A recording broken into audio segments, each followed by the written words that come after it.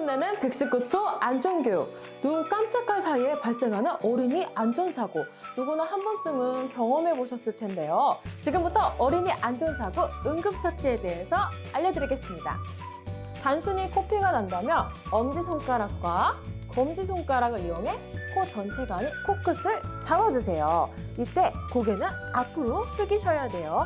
만약에 고개를 뒤로 젖힐 경우에는 호흡기관으로 기도가 막히기 때문에 위험합니다. 15분 동안 지혈이 되지 않는다면 119에 신고해주세요. 아이가 갑자기 고열로 인해 경련하게 된다면 절대 흥분하지 않고 침착하게 행동해야 합니다. 경련하는 도중에 팔을 억지로 피거나 주무르고 물을 먹이거나 손끝에 바늘로 찌르는 경우는 하시면 안 되겠죠. 아이가 경련하게 되면 평평한 바닥에 눕혀 옆으로 눕혀야 되는데요. 토사물이 나올 경우에 기도가 막힐 수 있기 때문입니다. 미호수 마사지를 이용해 손끝부터 열을 낮춰주시기 바랍니다. 119에 신고하는 거 잊지 마세요. 네, 이렇게 벌에 쏘인 경우에는 벌침을 제거해야 되는데요. 쪽집게가 아닌 마그네틱 카드를 이용해 피부를 긁어내듯이 벌침을 제거해야 합니다. 쪽집게를 이용할 경우에는 오히려 벌침이 더 깊게 박히기 때문인데요.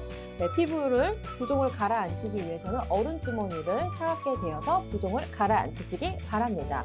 만약에 호흡곤란을 동반한 과민성 쇼크가 발생한다면 바로 119에 신고해주세요. 네, 평소 안전수칙을 숙지하고 미리 예방하여 안전하시기 바랍니다. 그럼 모두 안녕! 안녕하십니까? 경기도 소방재난본부 김민주입니다.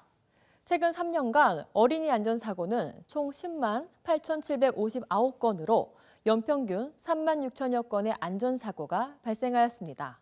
가정의 달인 5월이 가장 많았으며 야외 나들이와 놀이시설 이용 등 가족 단위 활동 증가에 따른 것으로 분석됩니다. 사고 원인별로는 낙상 및 추락 사고가 가장 많았으며 그 다음으로 교통사고와 열상순으로 발생했습니다. 발생 장소별로는 절반에 가까운 47%가 가정에서 발생했으며 특히 1세 이하 영유아 사고의 대부분이 침대나 소파에서 떨어지거나 미끄러지는 등 가정 내에서 발생하는 만큼 미리 대비해야 합니다. 먼저 의자, 침대 등 가구들을 창문 가까이에 두지 말아야 하며 가정 내 모든 창문에 낙상 방지용 난간을 설치해야 합니다.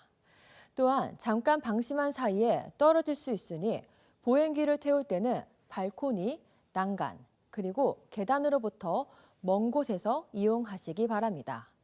세탁기 주변 발판 제거 및 뚜껑을 열지 못하게 잠가야 하며 욕실이나 화장실 바닥에는 미끄럼 방지 타일과 미끄럼 방지 스티커를 붙여 미리 안전에 대비하시기 바랍니다.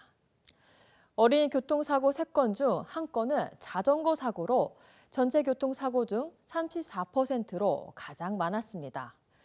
어린이 교통사고 예방을 위해서는 갑자기 도로로 뛰어들거나 도로 또는 차량 주변에서 놀지 않도록 어린이 교통사고 예방에 대한 교육이 필요합니다. 먼저 헬멧, 장갑, 보호대 등 안전장비를 착용하며 브레이크 작동 여부를 확인하고 가급적 자전거 도로를 이용하되 없다면 13세 이하 어린이는 보행자의 안전에 주의를 기울이며 보도를 이용하시기 바랍니다.